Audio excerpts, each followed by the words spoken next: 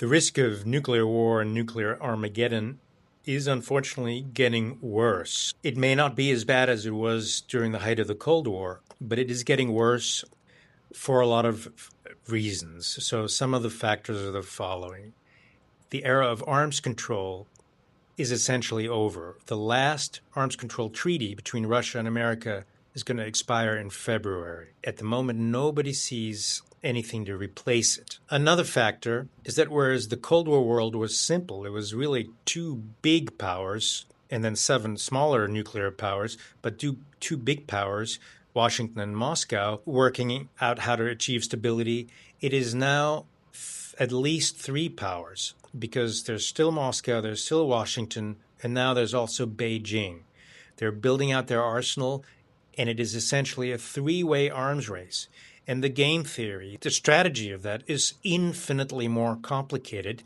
And the Chinese at the moment have no incentive to join any arms control treaty. Another factor is that nuclear taboos, which we've had since the Cold War, have been broken, primarily by Vladimir Putin of Russia, because he repeatedly threatened to use nukes in the context of his war against Ukraine.